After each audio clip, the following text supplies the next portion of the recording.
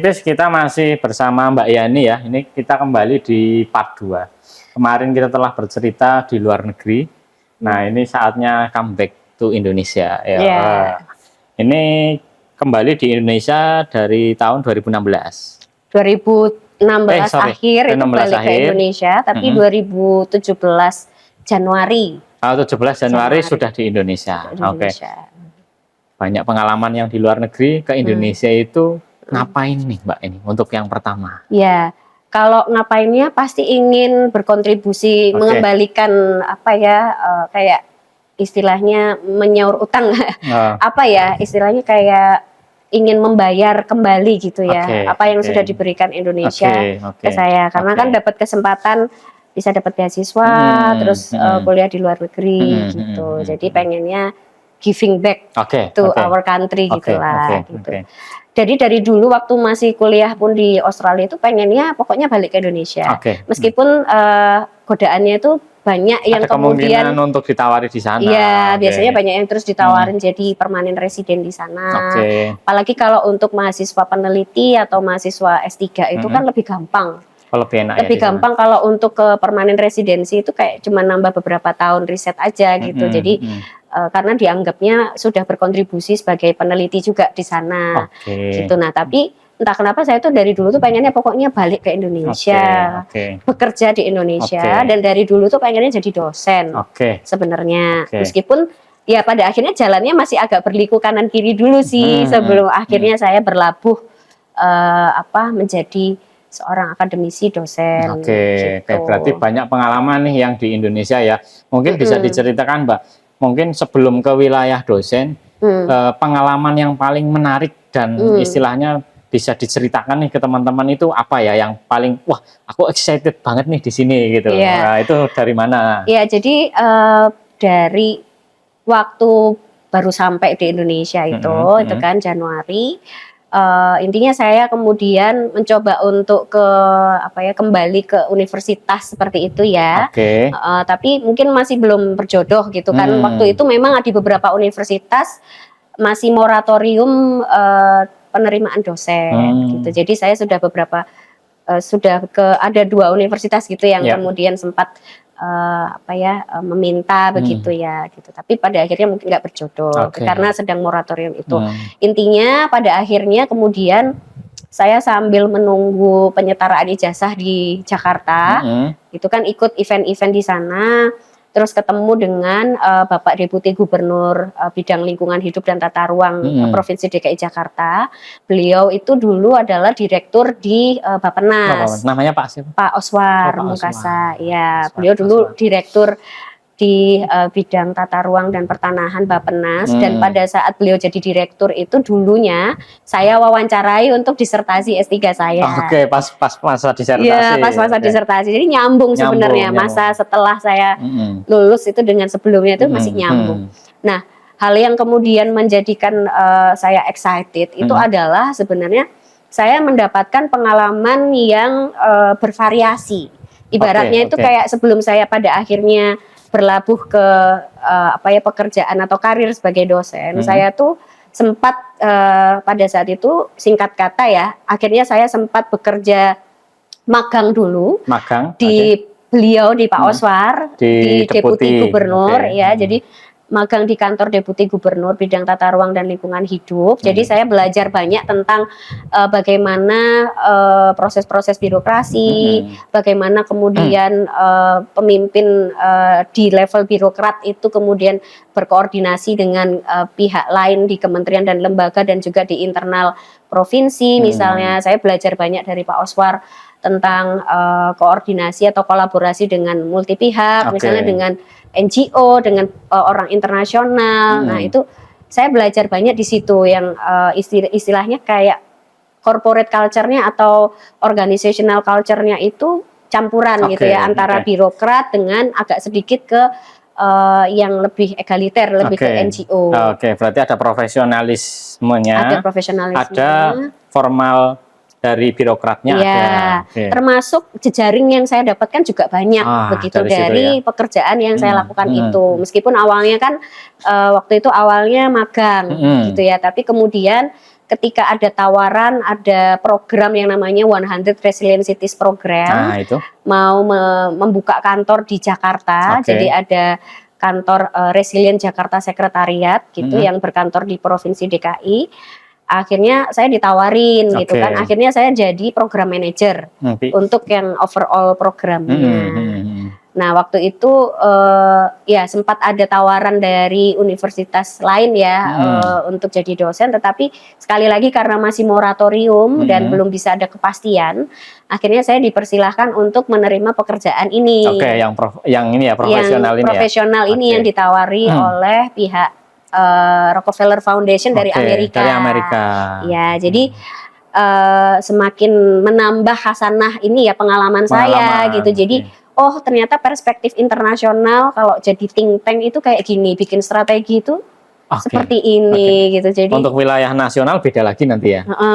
Nah itu tapi kan international minded, cuman untuk implementasinya di DKI. Oke, berarti ada sharingnya ya. Ya, jadi memang kita itu tugasnya untuk membuat strategi ketahanan DKI Jakarta. Cuman dari perspektif selain lokal ya, tetapi dari perspektif ekspertis global. Global. Cuman pendekatannya tetap localized gitu. Jadi tata caranya ya. Tata caranya tetap bottom up gitu. Jadi kombinasi lah, top down dan bottom up itu kombinasi. Nah, ini kan tadi terkait ketahanan DKI ya Mbak ya. Tahu sendiri ya, DKI istilahnya permasalahan apa yang paling besar itu pasti banjir. Itu berarti salah satunya adalah menangani untuk banjir ya. Salah satunya itu menangani banjir. Jadi kami itu kan bikin strategi ketahanan Jakarta yang masalahnya itu sangat kompleks, banyak sekali. Itu kan jelas nggak mungkin semuanya di cover di dalam satu strategi, dokumen strategi. Jadi kami membuat prioritas gitu. Nah, untuk membuat prioritasnya ini pun itu melibatkan banyak sekali workshop, terus FGD, diskusi-diskusi bersama semua pemangku kepentingan. Jadi perwakilan pemangku kepentingan yang ada di Jakarta, baik itu yang pemerintah maupun non pemerintah. Akhirnya sampai ada 5 fokus yang 5 isu yang kemudian jadi inti yang kemudian kita fokuskan. Satu apa nih Mas? Salah satunya yaitu bencana. Gitu ya. Bencana ini nggak cuma bencana dari alam atau banjir, tapi juga kebakaran, terus juga wabah penyakit itu masuk juga, bencana sosial termasuk kerusuhan, demo-demo atau kerusuhan antar warga itu masuk juga di dalam yang isu bencana ini. Bagaimana Jakarta itu punya budaya siap siaga terhadap bencana, baik itu bencana alam maupun bencana sosial ya, atau bencana ekonomi. Nah, kemudian yang kedua ini terkait dengan air, jadi air, sampah, air bersih, sanitasi. Air limbah, air bersih dan juga sanitasi, sampah. Jadi ini 3 hal ini jadi satu. Kemudian yang ketiga ini masalah kesehatan. Itu kesehatan ini bisa dari makanan, ternyata bisa juga dari udara, kualitas udara. Oh ya, kualitas polusi ya, polusi udara bisa juga kayak gitu, atau dari wabah penyakit juga tadi ya. Kemudian yang keempat ini mobilitas dan konektivitas, sirkulasi. Jadi lebih ke transportasi gitu, ke kemacetan, masalah-masalah itu, integrasi antar moda angkutan dan lain sebagainya. Nah, ini yang keempat. Nah, yang kelima ini adalah lebih ke tata kelola. Jadi governance-nya itu juga pemerintahannya termasuk itu termasuk, karena ternyata justru yang pemerintahannya ini yang menjadi penghubung keempat-empatnya ini yang kemudian bisa kualitas ngelit dan kualitasnya yang 4 ini tergantung pada governance-nya juga. Ya, istilahnya dia pendongkrak utamanya kan di governance-nya juga. Itu semua diupayakan dalam satu program ya. Semuanya diupayakan dalam satu program. Jadi memang disitulah tadi yang saya rasakan, saya tuh excitednya itu, saya tuh dapat pengalaman gaduh-gaduh itu gitu sebelum benar-benar menerjuni dunia karir di dunia akademisi. Dan saya tipe-tipe yang suka juga gitu, karena kan disertasi saya itu kan fokusnya tentang perencanaan kolaboratif. Meskipun topiknya tentang bencana dan bencananya banjir Jakarta. Jadi sebenarnya ikut berkontribusi juga loh terhadap apa yang saya kerjakan di DKI gitu. Dan tadi pendekatan-pendekatan yang dilakukan dengan banyaknya participatory discussion gitu ya, yang participatory planning gitu, yang melibatkan berbagai kalangan, yang lebih inklusif, itu juga sesuai dengan disertasi saya yang sebagai yang perencanaan kolaboratif tadi. Jadi berarti masuk semua lah ya. Masuk gitu. Jadi seneng gitu ya, jadi apa yang saya lakukan itu inline gitu loh, ternyata itu selaras gitu, mulai dari dulu waktu zaman kuliah sampai setelahnya itu kepake juga. Belum lagi saya belajar banyak dari Pak Oswar gitu kan, belajar banyak dari saya berinteraksi dengan komunitas internasional, teman, karena saya itu kerjanya di think tank internasional, kan tidak bisa di-hire oleh pemerintah DKI. Jadi saya itu di-hire oleh lewat UCLG Asia Pasifik, United Cities Local Government. Jadi kayak United ya. United, jadi kayak perserikatan kota-kota di dunia, tapi kawasan Asia Pasifik itu kantornya di Jakarta. Di Jakarta. Masih ya sekarang kantornya ya? Kantornya masih. Nah, ini kan kaitannya dengan Perserikatan Bangsa-Bangsa nih Mbak nih. Ini kan yang Asia Pasifik. Nah, ada nggak nih pengalaman untuk yang pernah nyambung ke arah yang PBB yang di pusat nih? Kayaknya ada nih, kayaknya ada seperti ini. Ada banget Mas. Nah, waktu saya di tahun 2017 itu ya, waktu baru di tahun yang sama di tahun yang sama ya, jadi di tahun yang sama itu banyak yang terjadi. Koyo banyak banget ya. Kayak yang waktu kuliah dulu juga ya, di tahun yang sama banyak, bahkan di bulan yang sama. Nah, di tahun yang sama itu saya dapat undangan dari United Nation, jadi namanya UNRIS ya, United Nation for Social Development, pokoknya dia yang terkait dengan lebih ke arah sosial. Yang sosial. Yang lebih ke arah sosial. Yang Research Institute, United Nation Research Institute for Social Development. Pembangunan sosial itu. Ya, pembangunan sosial. Tetapi, nah, saya itu dapat undangan itu juga agak kaget kan gitu kan, kaget seneng tadi, excited juga tadi nih. Wah, dapat undangan. Itu kalau undangan seperti itu via email atau? Via email. Ya, dapat dari email gitu kan. Intinya mereka itu kan tahu disertasi saya nih tentang Jakarta. Soalnya udah publish ya soalnya. Iya kan, pernah beberapa kali publish juga ya. Terus waktu saya dulu S3 itu pernah juga mau kolaborasi riset juga dengan akademisi yang peneliti yang sedang kuliah di United Nations University dari BRIN gitu ya, dari BRIN. Mau kolaborasi riset sampai akhirnya beliau itu tahu lah kalau saya juga risetnya tentang Jakarta. Sampai mungkin balik lagi ke belakang sedikit, pada saat saya sebelum kerja magang di kantor Deputi Gubernur itu kan saya sempat ketemu dengan Pak Deputi Gubernur di 2 kali kesempatan. Kesempatan pertama di kayak seminar gitu di Amerika, di Pacific Place. Kemudian yang kali kedua itu di salah satu conference tentang disaster di Bali. Nah, conference tentang disasternya itu yang ngadain yang menyelenggarakan adalah United Nations University, kerjasama dengan BRIN dan dengan pihak Jerman. Nah, kebetulan yang memberikan undangan ke saya ini untuk saya sharing hasil disertasi saya ini adalah dari Universitas UN juga. Langsung dari sana. Ya, dari United Nations University, tapi beliau sedang bekerja di United Nation Research Institute for Social Development. Jadi kantornya di PBB Pusat. Di PBB Pusat. Ya, nah saya itu dapat undangan, saya kira kan apa saya ini konferensinya online gitu kan atau di tempat lain. Enggak, ternyata itu saya harus datang offline. Saya harus datang langsung ke kantor pusat PBB di Jenewa, di Swiss ya. Ya, itu jadi di headquarternya kantor pusat PBB gitu, dan di situ disampaikan kalau saya tuh dibiayai semuanya. Jadi benar-benar gas gitu, diundang gitu kan, kayak yang wow gitu. Saya sendiri tuh merasa waduh, ini benar-benar seperti yang saya tuliskan di buku impian kembali lagi. Ada ya. Itu termasuk ada ya? Termasuk. Sebenarnya nggak secara detailnya ya. Tapi saya kan cuman yang di buku impian itu saya pengen suatu saat nanti itu berkontribusi ke PBB melalui apa yang saya bisa. Masuklah di sana. Masuk ternyata lah, dapat undangan di tahun 2017 itu. karena saya juga waktu itu masih baru awal kerja dan nggak apa-apa kalau izin cuti gitu ya, saya mengajukan cuti izin ke atasan gitu berapa kan. hari di sekitar 1 minggu, sama perjalanannya. Nah, perjalanan. Iya. Mampir-mampir nggak sih kemana? Mampir ya pasti dong. Biasanya kalau ke sana pasti mampir-mampir nih. Pasti ya kan. Saya kan dulu waktu kuliah kan cuman pernahnya ke Eropa itu ke Inggris, yang dulu dapat apa beasiswa itu ya gitu. Nah, saya mesti mampir nih. Iya, kalau ke Swiss itu kan di situ saya bisa ada kesempatan ke negara-negara yang lain ya kalau visa Schengen visa itu. Saya tuh belum pernah ke Paris. Mampirlah ke Paris. Nah, saya nanya dulu dong ke yang ngundang, kan mereka yang bayarin saya gitu kan. Boleh nggak kalau saya itu pesawat berangkatnya turunnya di Paris gitu kan. Saya dibayari soalnya. Tapi kan orang itu kan harus nego ya. Kadang kita itu kan sungkan-sungkanan, kadang nggak nego, nggak nanya ya nggak tahu kan. Nah, saya nanya toh gitu kan, bisa nggak saya turunnya di Paris? Lah kamu nanti dari Paris gimana ke Swissnya kan gitu. Ya naik kereta gitu, terus biayanya ada nggak?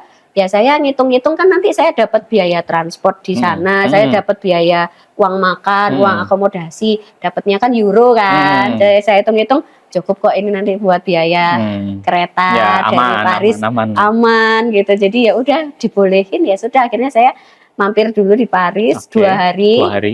Ya nginep 2 malam. Oh 2 malam, gitu ya. 2 malam. Jadi 2 malam. Hampir 3 hari lah gitu di Paris, keliling-keliling kota Paris. Waktu itu winter gitu, tapi nggak apa-apa meskipun dingin-dingin. Aman gitu.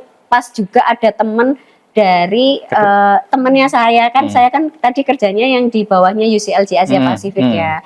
Nah teman saya itu ternyata punya teman yang jadi diplomat kerja di KBRI Paris. Kedutaan sana ya. Iya, kebetulan terus dikenalkan gitu. Terus ya udah akhirnya kami kenalan, saya ketemu mbaknya, terus sempat diajak ke KBRI juga gitu, terus diajak dinner gitu. Jadi makan-makan lah.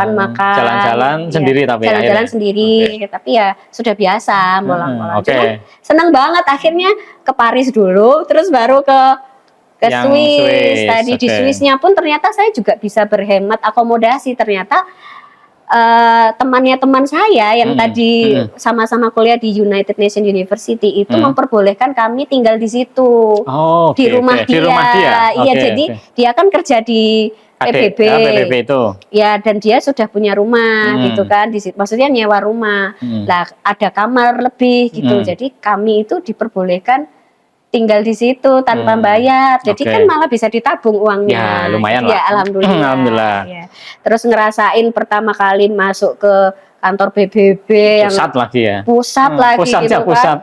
Pusatnya pusat harus menunjukkan undangan, harus jelas gitu ya semuanya, sampai di visanya pun itu jelas gitu karena undangan dari PBB gitu. Jadi ada aksesnya, screening keamanan itu udah berlapis-lapis gitu. Jadi seneng lah ketika bisa masuk itu, wah ini toh kantor pusat PBB gitu. Speak up juga di sana kan Mbak sebagai... Apalagi saya diundang sebagai pembicara utama di forum seminar resmi yang dihadiri oleh para diplomat dari berbagai negara-negara itu. Wah ini saya itu banget gitu ya. Benar-benar mimpi jadi kenyataan lah gitu. Akhirnya menyampaikanlah di sana terkait disertasinya itu tadi ya. Ya, jadi saya hasil penelitian saya tentang banjir Jakarta tadi itu saya sampaikan ke forum internasional. Jadi forumnya itu fokus membahas masalah Vietnam dan Jakarta. Karena Jakarta dan Vietnam itu dianggap sebagai kalau yang Vietnam Hanoi, Hanoi yang dipilih gitu ya. Jadi kalau yang Jakarta banjirnya ini sebenarnya yang dibahas itu adalah dia ada penyelesaian masalah kayak semacam teknologi kah atau penyelesaian yang lain nih Mbak? Sekilas saja ini mungkin yang sebenarnya malah nggak terlalu ke teknologi, malah saya itu lebih ke arah governance. Ke pemerintahannya. Iya, malah ya karena kolaboratif planning tadi gitu. Jadi lebih approach-nya itu lebih ke tata kelola, lebih ke sinergi antara pemerintah dan masyarakat. Program ya. Iya, jadi bertumpu pada penguatan masyarakatnya, tetapi sekaligus juga ada kolaborasi antara pemerintah dengan masyarakat, antara pemerintah dengan berbagai pemangku kepentingan. Gitu. Karena kalau dari sisi teknologi sebenarnya semuanya itu mampu saja untuk diadakan oleh Jakarta. Tetapi yang masalah paling mendasar adalah lebih kepada bagaimana masyarakat itu punya mindset yang sama, pemerintah punya mindset yang sama untuk saling ketemu di tengah-tengah ya, untuk bisa match gitu, untuk bisa mengatasi masalah banjir ini bersama-sama. Ketemu benang merahnya di mana nih antara pemerintah dan masyarakat. Iya, di situ ya nyambungkannya nggak gampang. Nyambungkannya di situ. Nah, waktu itu saya sharing tentang Jakarta. Terus kalau yang dari Vietnam itu ada profesor yang sharing tentang Vietnam. Nah, ada 2 profesor lain yang sharing tentang pengalaman-pengalaman beliau di Inggris dari Birmingham University, dan yang satunya dari Kanada. Saya. Kalau yang satunya ini beliau sebagai sponsor ya, jadi dari pihak Jerman gitu yang menyponsori, yang kantornya di PBB gitu, dan satunya lagi moderator. Jadi di situ tuh saya benar-benar yang kayak paling junior gitu loh. Gitu ya. Yang menonton dari perwakilan delegat semua ya? Yang menonton dari perwakilan diplomat dari berbagai negara, atau yang ditugaskan untuk kerja di PBB kayak gitu. Jadi rasanya itu kayak yang global banget ya. Global banget vibes-nya gitu, dan wah ini ketemu orang-orang yang benar-benar orang internasional banget. Maksudnya beda ya vibe-nya itu kayak saya kan juga sudah lumayan sering ikut conference internasional, tapi kan itu kan kayak yang ya udah gitu, itu ada spesifik bidang tertentu yang keilmuannya yang terkait sama topik conference itu. Nah, ini kan general banget general gitu banget, dan membawakannya person dari solusi yang dapat dari disertasi dan ini membawa tentang Jakarta, tentang Indonesia problem gitu loh. Solver Indonesia ini jadi seneng gitu ya bisa sharing tentang yang di Indonesia, dan banyak yang nanya juga, yang antusias pengen tahu, ternyata banyak juga yang belum tahu gitu. Terinspirasilah mereka ya. Jadi wah, saya tuh benar-benar bersyukur gitu, alhamdulillah banget, ini jadi salah satu ibaratnya highlights pengalaman dalam hidup saya lah gitu. Selain yang kalau yang waktu masih kuliah kan dulu dapat penghargaan. Kalau ini tuh kayak sesuatu yang mungkin tidak ada penghargaan di situ ya, tetapi pengalaman ini tuh langka gitu loh. Performnya pun juga langsung di UN-nya pusat langsung di kantor UN pusat. Saya bukan diplomat gitu kan, saya nggak kerja di UN gitu. Tapi seperti sebuah kehormatan gitu ya, diundang, dibiayai pula semuanya gitu, masih bisa ikut tur. Itu ini berarti ada semacam kenang-kenangan nggak Mbak itu dari United Nations? Jadi ini karena ini waktu ini di dalamnya atau di mana ini ambilnya nih? Ini waktu ke sana itu kan dikasih tahu temen, ternyata ada toko souvenir di dalam United Nations kantornya. Jadi saya belilah ini kayak yang biasa saya koleksikan kayak seperti ini gitu. Jadi untuk koleksi salah satunya ini kenang-kenangan yang dari kantor PBB. Ini ada tulisannya. Kalau yang ini Jenewa ya. Kalau yang ini yang Palace the Nations Geneva, ini yang kantor pusatnya PBB. Selain foto juga ya, nanti saya ada nanti fotonya ada foto di dilampirkan ya. Ada fotonya di depan kantor PBB. Ini kan sudah selesai area sampai global nih, PBB macam-macam masuk semua ya. Ini banyak dan merantasi ya Mbak ya, merantasi. Kembalilah ke Indonesia. Sampai sekarang kan positioning perannya sebagai dosen. Nah, itu berarti memutuskan untuk menjadi dosen setelah dari melewati banyak hal ya ini ya. Sebenarnya dari dulu sudah pengen jadi dosen, tapi ternyata jalannya tadi harus belok-belok dulu toh. Kan dari awal sebelum saya kerja magang pun sebenarnya saya sudah ada tawaran jadi dosen, cuman karena ada moratorium ternyata belum berjodoh dengan universitas-universitas tersebut begitu ya. Akhirnya sampai ketika ada di tahun berikutnya nih, baru 1 tahun setelah saya dari PBB, di tahun 2018 ada peluang open recruitment dari UGM untuk dosen tetap non PNS. Saya coba gitu, karena kan memang ya saya juga pengen jadi dosen tetap gitu kan. Masuklah ke UGM. Ke UGM dan alhamdulillah ya keterima gitu. Sampai sekarang. Sampai sekarang berjodoh dengan UGM. Ini mungkin dari teman-teman ya, itu bisa kita ambil pelajarannya beberapa hal cerita yang tadinya sebenarnya dari habit ya, kebiasaan, dan juga ada semacam catatan mimpi ya sebenarnya. Catatan mimpi, dan itu diupayakan terus loh. Divisualisasikan. Ada visualisasi itu gitu. Katanya semakin rigid kita menuliskan mimpi itu akan semakin bagus. Keren kan. Gitu. Ini mungkin dari teman-teman, sebenarnya sih saya pengen menggali lebih dalam lagi sebenarnya Mbak, yang terkait kepemudaan itu loh. Masih banyak ya, tapi mungkin Ini karena keterbatasan waktu, sementara kita cukupkan dulu ya. Mungkin nanti lain waktu Mbak yang terkait kepemudaan ada Bumi Scholar itu ya. Sebenarnya. Kalau spill singkat bisa Mbak itu Mbak?